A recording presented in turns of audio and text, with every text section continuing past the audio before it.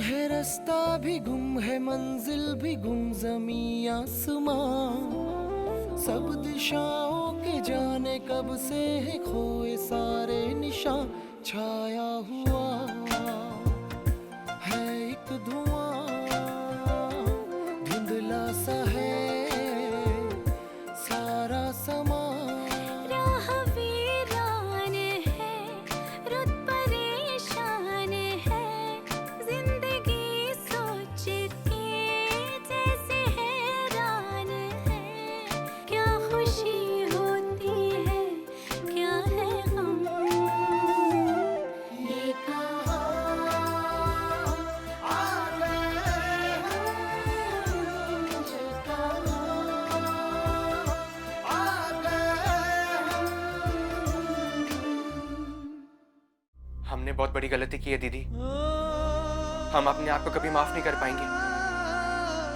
वहां निधि हमारा इंतजार कर रही हो या हमने किसी और से शादी कर ली।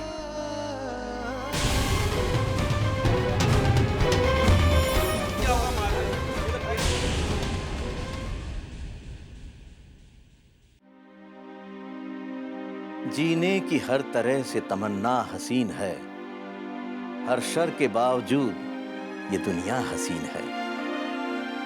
रातों की तीरगी सही, पुरहौल गम नहीं, सुबहों का झांकता हुआ चेहरा हसीन है। दिल को हिलाए लाख घटाओं की घन गरज, मिट्टी पे जो गिरा है वो कतरा हसीन है। दरिया की तुंद बाढ़ भयानक सही, मगर लहरों पे खेलता हुआ दिन का हसीन है। दहशत दिला रही है चट्टाने तो क्या हुआ, पत्थर में जो सनम है वो कितना हसीन है।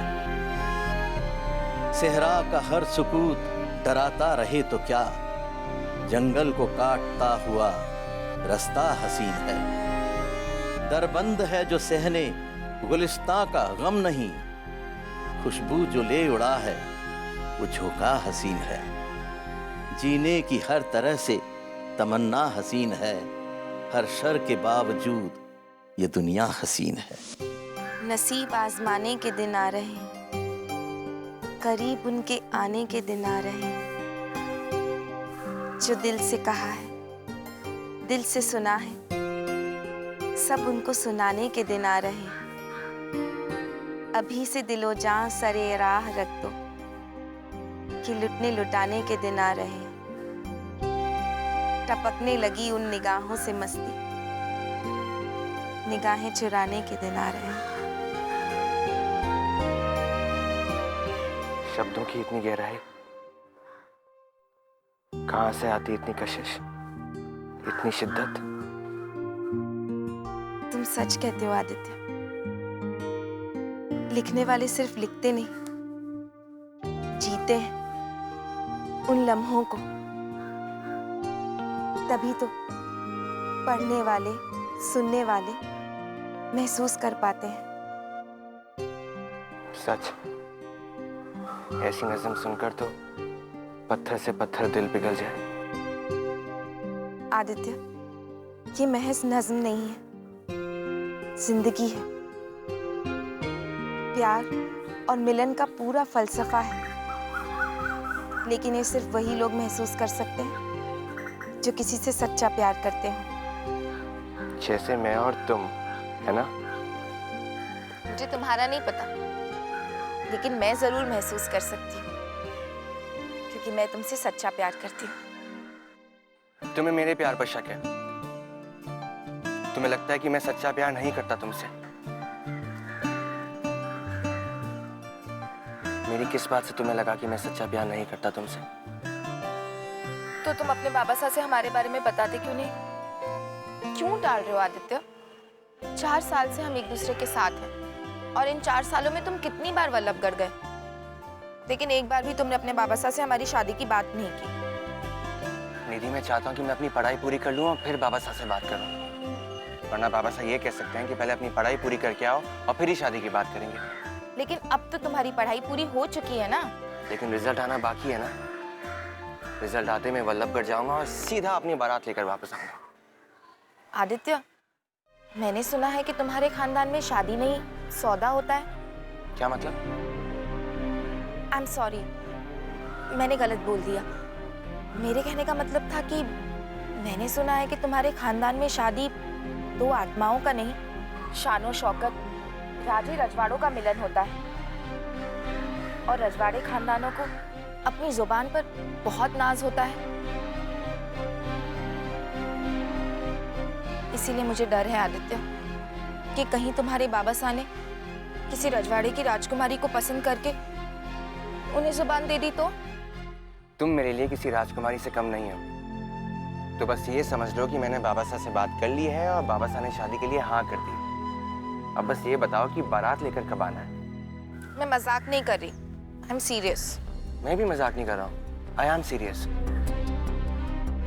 तुम्हें पता है आदित्य, कभी कभी मेरा दिल बहुत घबराता है।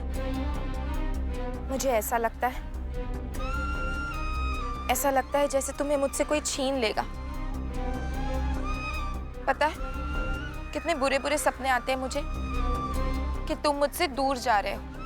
तुम ऐसी बेकार की बातें सोचती हो तभी तुम्हें ऐसे सपने आते हैं। मेरा यकीन मानो, मैं तुम्हारा हर डर हर शक दूर कर दूंगा। और फिर ये कभी मत कहना कि मैं तुमसे सच्चा प्यार नहीं करता।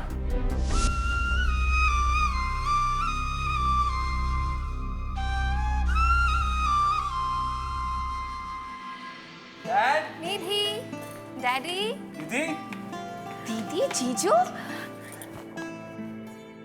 आप दोनों ऐसे अचानक क्यों? हम अपने घर अचानक नहीं आ सकते? क्यों नहीं आ सकते? ये तुम्हारा अपना घर है, यहाँ तुम जब चाहो तब आ सकते हो। जीते रहो।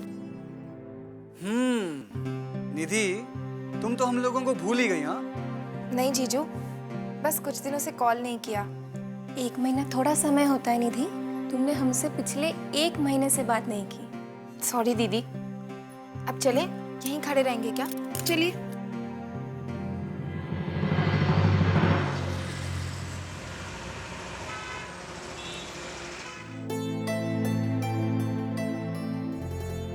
एक बात पूछूं डैड? हाँ हाँ पूछो। ये निधि इतनी खोई खोई सी क्यों है? जब से मैं आया हूँ नोटिस कर रहा हूँ कि वो पहले की तरह हंस बोल नहीं रही, चुप चुप सी है। दरअसल बीरेन, आदित्य को उसके बाबा साहब ने अपने गांव बुला लिया और उसके बाद से निधि को उसकी कोई खबर नहीं है। तो इसमें इतना परेशान होने वाली क्या बात है? आ जाएगा ना वापस। गांव जाने के बाद आदित्य ने न तो निधि को कोई फोन किया न उसकी कोई खबर ली, इसीलिए निधि थोड़ी सी परेशान है। हाँ, फिर तो थोड़ी परेशानी वाली बात है। जिसे वो प्यार करती है वही उसे भूल जाए, ये बात तो अच्छी नहीं। वीरेन बेटा, थोड़ी थोड़ी चिंता तो मुझे भी होने लगी है। समझ में नहीं आता है कि आदित्य निधि से बात क्यों नहीं कर रहा है। 3-4 बार मैंने भी फोन किया, उसने मेरे फोन का भी जवाब नहीं दिया। डैड, आपने आदित्य के फादर से निधि और आदित्य के रिश्ते के बारे में बात की? नहीं वीरेन, वैसे आदित्य ने बताया था कि 15-16 दिन में उसके लॉ का रिजल्ट आने वाला है। उसके बाद वो अपने बाबा साहब से अपने बारे में और निधि के बारे में बात करेगा। नहीं डैड, आप इस बारे में देर मत कीजिए, क्योंकि मैंने सुना है आदित्य के खानदान में शादी का मतलब 2 दिलों का रिश्ता नहीं, बल्कि 2 रियासतों का मिलन होता है। खैर, हाँ, अर्चना कह रही थी कि निधि को हम कुछ दिनों के लिए भोपाल ले जाते हैं। ये तो बहुत अच्छी बात है। निधि के लिए चेंज हो जाएगा, हवा बदल जाएगी और हो सकता है कि वो अपनी उदासी से बाहर निकल आए। निधि प्लीज मेरी बात तो सुन लो। अब हमारे बीच सुनने सुनाने को बचा ही क्या है आदित्य? इतने सालों से तुम्हारे साथ रहने की, तुम्हारे साथ जिंदगी गुजारने के सपने देखे थे मैंने। तुमने एक ही झटके में सारे सपनों को चकनाचूर कर दिया आदित्य। भूल गए वो वादे जो तुमने मेरे साथ किए थे? क्या वो सब वादे, वो कस्में सब झूठे थे? क्यों आदित्य, क्यों किया तुमने मेरे साथ इतना बड़ा मजाक? मैंने तुम्हारे साथ कोई मजाक नहीं किया निधि। मेरे हालात ही ऐसे हो गए थे कि धोखे को हालत की मजबूरी का नाम मत दो आदित्य। सच तो ये है कि मैंने सिर्फ और सिर्फ तुमसे प्यार किया निधि।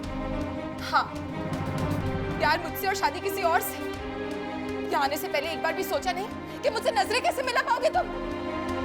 निधि, मुझे तुम्हारी कोई बात नहीं सुननी। चले जाओ यहाँ से। बिना अपनी बात कहे मैं नहीं जाऊंगा। मैंने कहा ना, मुझे तुम्हारी कोई बात नहीं सुननी। निधि, मेरा हाथ छोड़ो।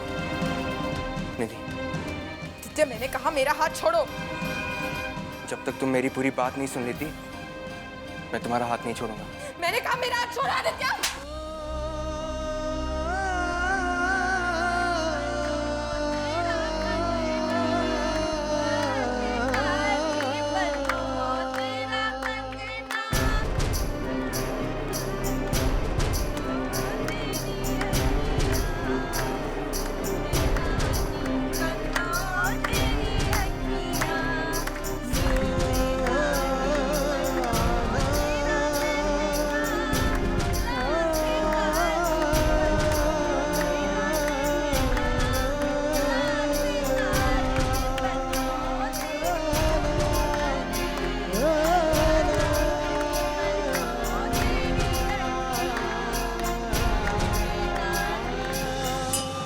ऐसा क्यों कर रहे हैं भगवान आप मेरे साथ?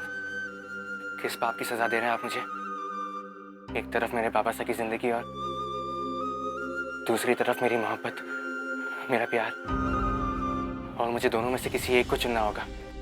प्लीज कुछ भी करके मुझे इस इम्तिहान से बचा लीजिए आप। प्लीज मेरी जिंदगी में कोई चमत्कार कर दो भगवान, वरना मैं टूट जाऊंगा, बिखर जाऊंगा प्रभु। लेकिन आदित्य, ऐसा भी क्या हो गया है जो तुम्हें इतना बड़ा समझौता करना पड़ रहा है? देखो, अगर तुम में हिम्मत नहीं है तो मैं जाके बता देती हूँ ठाकुर चाचा को। नहीं दीदी, आप बाबा साहब से कुछ नहीं कहेंगे, आपको मेरी कसम।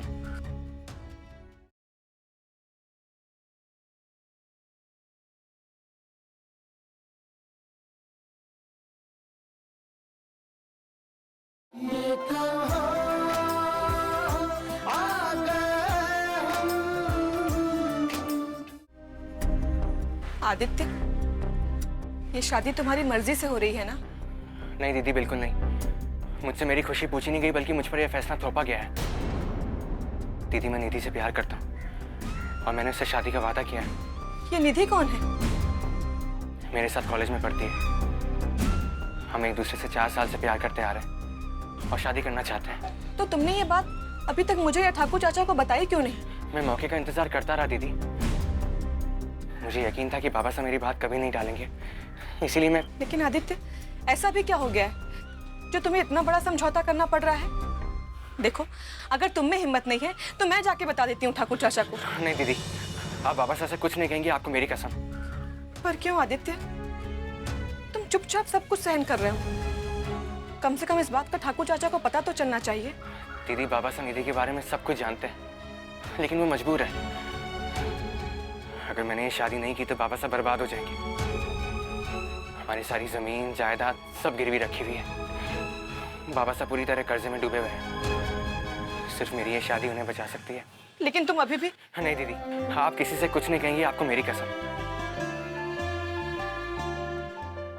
मैं तो बस अपने दिल का गुबार निकाला था।